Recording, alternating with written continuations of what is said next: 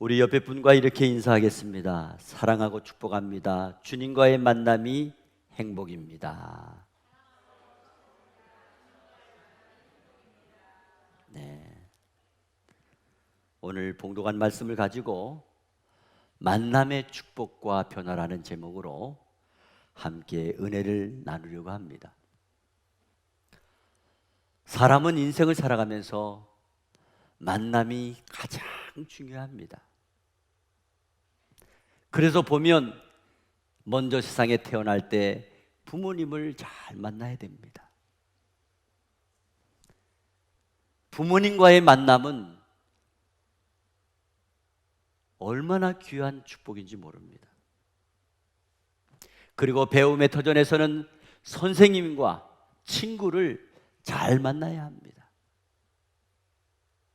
그리고 그 다음에 인생의 동반자를 잘 만나야 됩니다.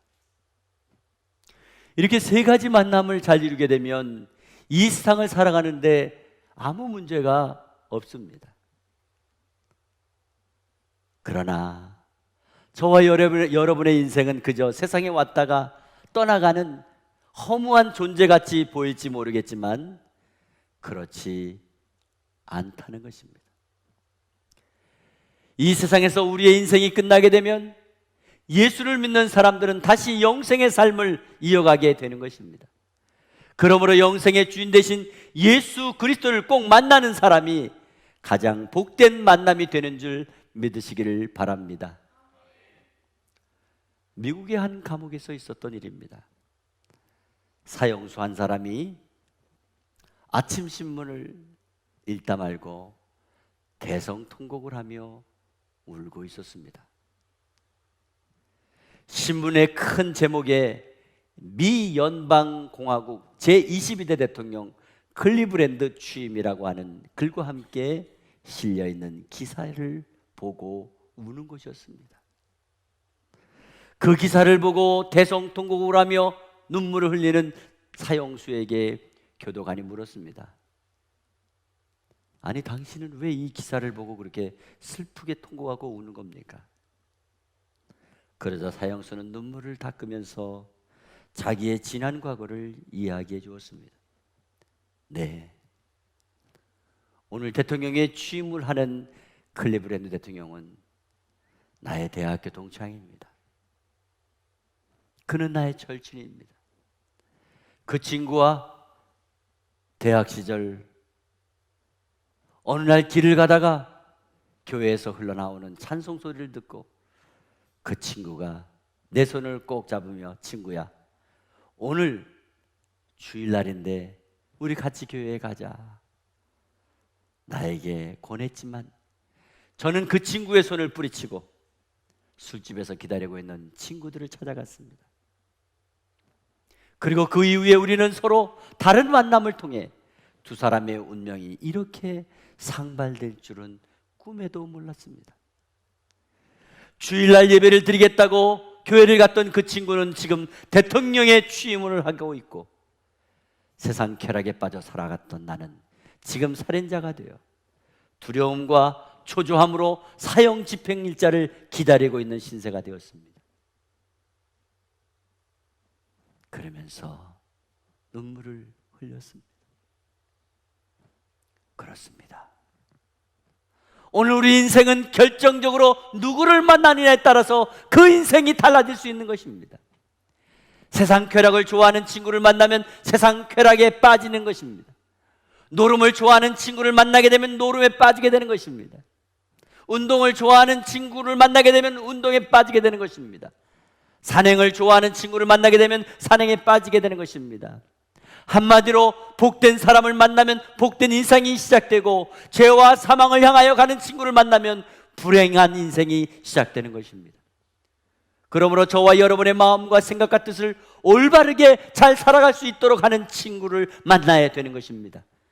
그 친구는 유일한 친구여 구원주가 되시는, 영생의 주인이 되시는 예수 그리스도가 되심을 믿으시기 바랍니다. 오늘 우리가 봉독한 본문의 말씀을 통해서 한 사람이 만남의 축복과 변화에 대해서 영적인 교훈을 우리에게 제시해 주고 있습니다. 한 번은 예수님께서 여리고라고 하는 마을에 들어가셨습니다. 그것을 지나가신다는 소문이 온 동네에 퍼졌습니다. 그런데 그 지역에 세무서장급 되는 삭케오라고 하는 사람이 있었습니다. 이 사람은 예수님에 대한 좋은 소문을 듣고 어떤 분일까? 한번 만나고 싶다. 그런 마음이 강하게 이끌렸습니다. 그런데 어느 날 여리고를 예수님이 지나가신다는 소문을 들었고 지금 예수님이 그곳에 지나가고 계신 것입니다. 그래서 갔습니다.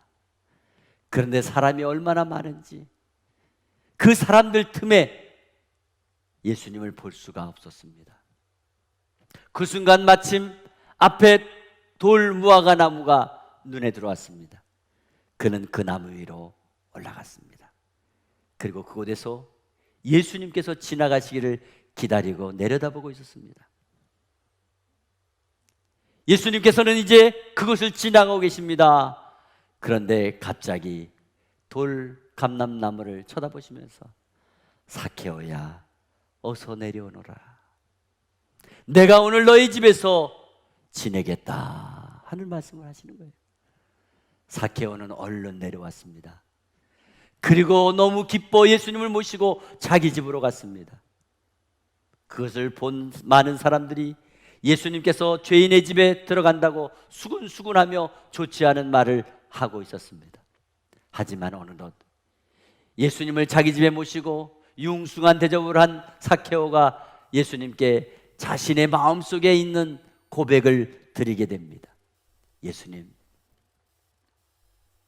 이 시간부터 내가 가지고 있는 소유의 절반을 가난한 사람들에게 주겠습니다. 그리고 지금까지 남의 것을 세금이라는 명목 아래 더 많이 거둔 부당이익이 있다면 4배나 갚아주겠습니다. 그 말을 들은 예수님께서 선포하셨습니다. 오늘 구원이 이 집에 이르렀으니 이 사람도 아브라함의 자손이로다. 내가 세상에 온 것은 잃어버린 자를 찾아 구원하러 왔노라 말씀을 하신 것까지가 오늘 저와 여러분이 봉독한 본문의 배경입니다. 그러면 오늘 본문 말씀을 통해서 삭케오가 받았던 만남의 축복과 변화가 오늘을 사는 저와 여러분에게 주신 영적인 교훈이 무엇일까요?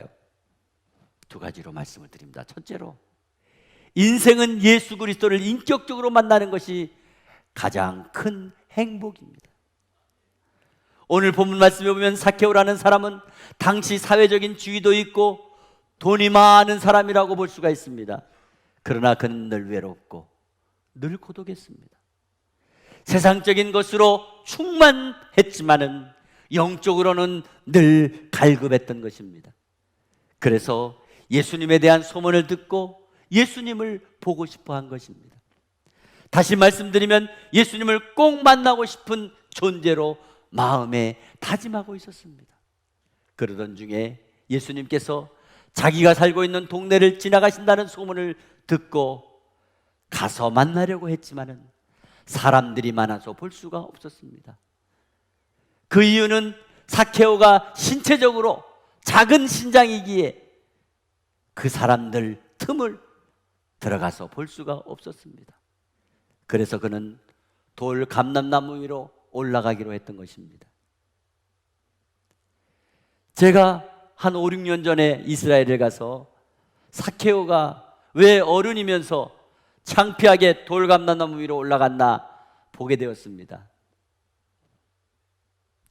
보통 삭케오가 키가 작아서 거기에 올라간 것으로 생각을 할 수 있지만은 꼭 그래서만은 아니었습니다. 당시에 돌 감람나무를 직업적으로 올라가서 가끔 가지치기를 하기 위해 또는 열매를 따기 위해 올라가는 사람들이 종종 있었습니다. 또 돌 감람나무 위에 올라가 있으면 그 위에 사람들이 있는지 없는지 잘 보이지 않았습니다.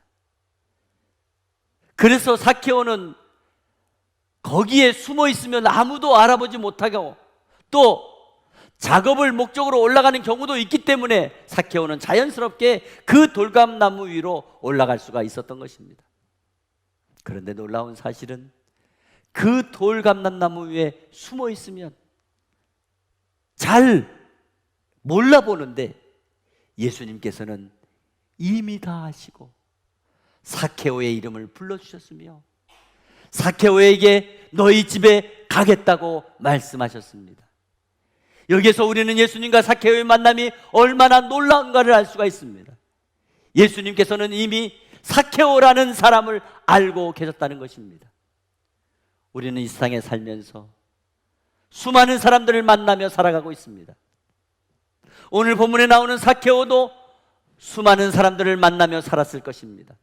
그런데 정말 처음 만난 예수님께서 삭개오라고 하는 이름을 불러주면서 삭개오의 집에서 지내겠다고 말씀하신 것을 들었을 때에 과연 어떤 생각이 들었을까요? 사실 삭개오는 사회적인 지위로 보나 또 많은 돈을 가지고 있는 신분으로 볼 때에 기쁘지 않을 수도 있었을 것입니다. 부정적인 생각을 할 수도 있었을 것입니다. 왜냐하면 늘 모든 사람들로부터 고립당하고 왕따가 되어서 외롭게 살아오고 있었기 때문입니다. 뿐만 아니라 자신의 신체적인 컴플렉스를 극복하기 위해 나름대로 열심히 돈을 모아 부자가 되었고 여전히 그는 고독하고 외로운 삶을 살아가고 있었기 때문입니다. 그런데 예수님께서 그를 불러주실 때 그는 너무 기뻐하고 너무 감사하고 행복해하며 예수님의 말씀에 기쁨으로 응하고 있는 것을 볼 수가 있습니다. 그 결과 예수님과의 만남을 통해 그가 구원받은 하나님의 백성이 되었으며 아브라함의 자손이라는 것을 확증받게 되는 것을 볼 수가 있습니다. 그때부터 삭개오는 자기의 정체성을 분명히 발견하게 된 것입니다. 자신을 알아주고 자신의 이름을 불러주고 자기와 영원히 함께 할 수 있는 분이 계시다는 이 놀라운 사실을 알게 된 것입니다. 그는 예수님과의 만남이 그의 인생의 최대의 만남이었으며 기쁨이었으며 은혜였다고 고백하는 성도가 된 것입니다. 두 번째로 인생은 예수님을 인격적으로 만나야 삶의 변화가 일어나는 것입니다. 오늘 본문 말씀에 보면 삭개오가 예수님을 영접하고 난 이후에 그의 삶이 완전히 180도 변화되었습니다. 그동안의 사회적인 지위를 얻기 위해 그리고 돈을 많이 벌기 위해서 앞만 보고 달려왔을 것입니다. 그래서 어느 누구도 자신을 업신여기지 못하게 또 함부로 하지 못하게 하는 것으로 그는 만족하며 살 줄 알았습니다. 그런 삭개오는 그렇게 하면 잘 사는 인생이 될 줄 알았던 것입니다. 그런데 예수님을 자기 집에 모시고 난 이후에 이 세상에서 주 예수보다 귀한 것이 없다는 사실을 발견했습니다.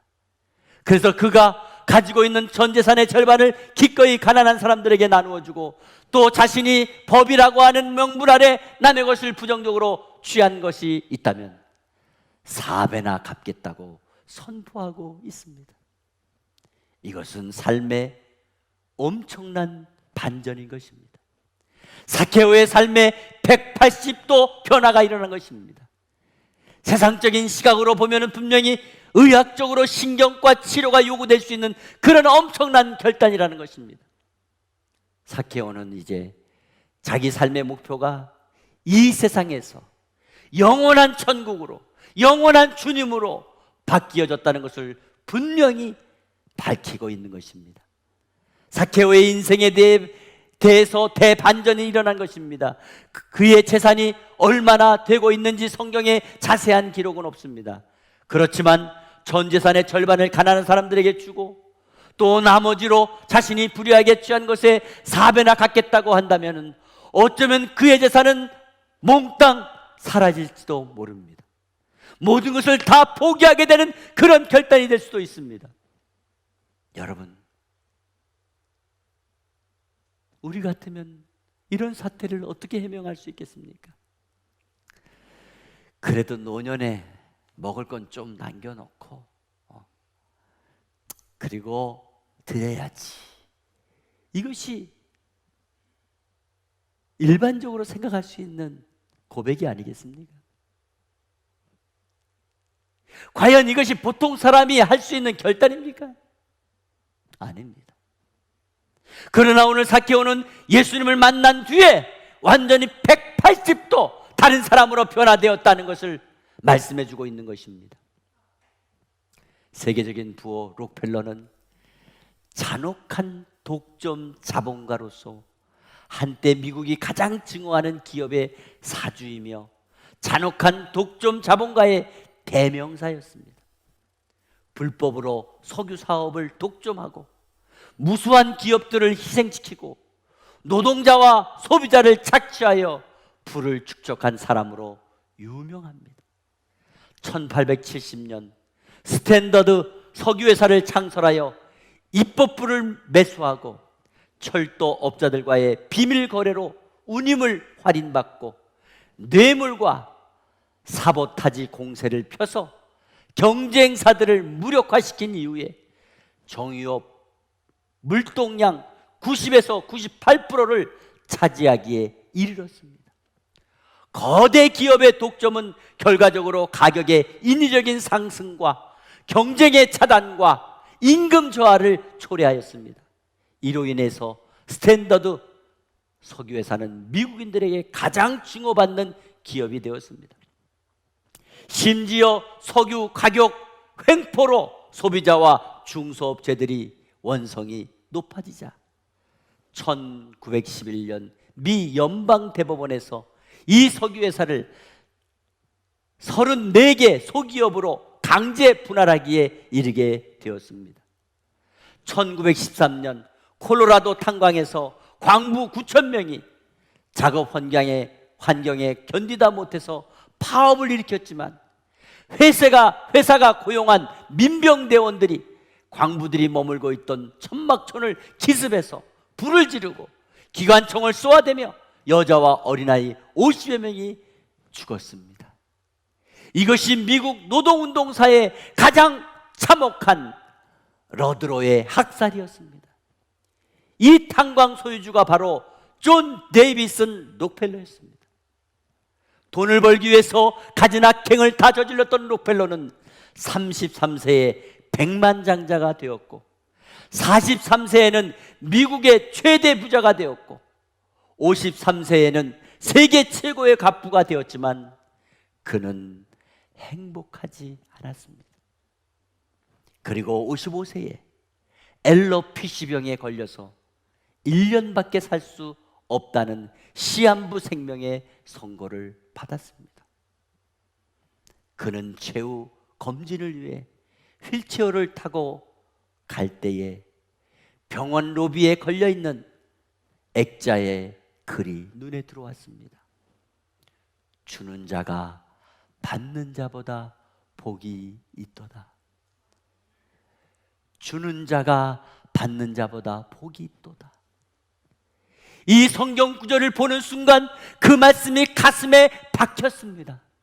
마음속에 전율이 흐르고 눈에서 눈물이 줄줄 흐르기 시작했습니다. 선한 기운이 온몸을 감싸주는 가운데 그는 눈을 지그시 감고 깊은 생각에 잠겼습니다. 그리고 이렇게 고백했습니다. 내가 지금까지 잘못 살았구나.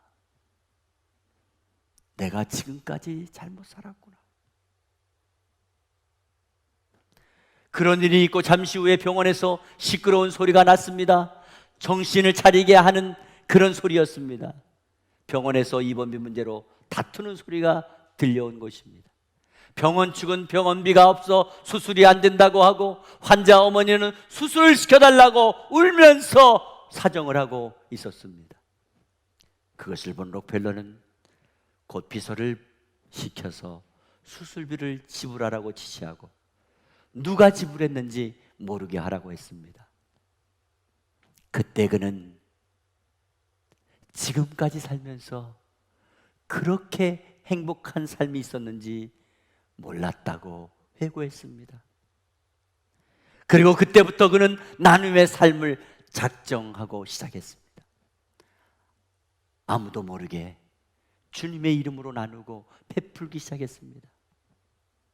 그러다가 1년이 훌쩍 지난 어느 날 신기롭게 그의 불치병이 완전히 다 사라지고 만 것입니다.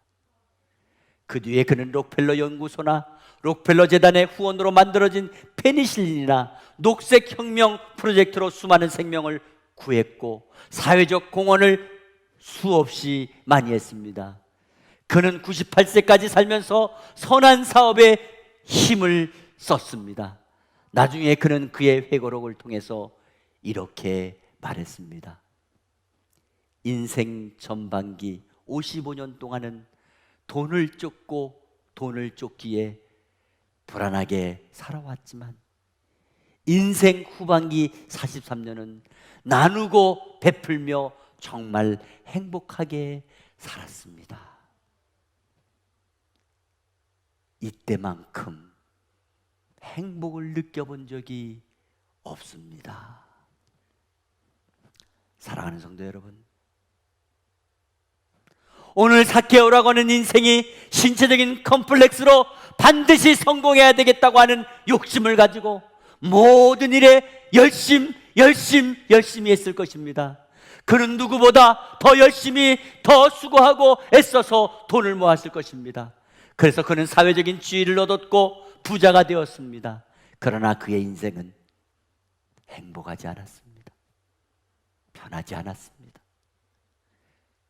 그렇게 어느덧 나이가 든 것입니다. 그리고 예수님의 소문을 듣고 예수님을 만나고 싶어 했습니다. 그분은 이미 사케오를 알고 계셨습니다. 사케오를 부르셨습니다. 사케오와 함께 하시고자 하셨습니다. 그리고 주님과 함께 할 때 그는 놀라운 변화가 일어난 것입니다. 그는 예수님을 만나고부터 알게 되었습니다. 아, 인생 이렇게 살아서는 안 되겠구나. 아, 인생은 나누며 베풀며 살아야 행복하게 사는 거구나. 그는 깨달았습니다. 그리고 자신에게 있는 모든 것을 다 주고도 더 가치 있는 것을 얻게 된 것입니다. 영원한 생명을 얻은 것입니다. 구원을 받게 된 것입니다. 오늘 본 말씀이 저와 여러분에게 주시는 영적인 교훈은 모든 것이 다 있어도 주님이 없으면 없다는 것입니다. 모든 것이 다 없어도 주님이 계시면 다 있다는 진리를 가르쳐 주는 것입니다. 결국 인생은 예수님을 만날 때 복된 인생이 되며 놀라운 변화가 일어나는 것을 믿으시기 바랍니다.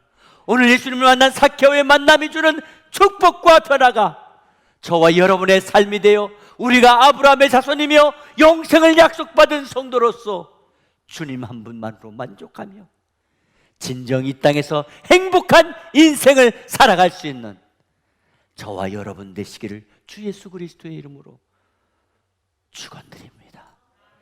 축원드립니다.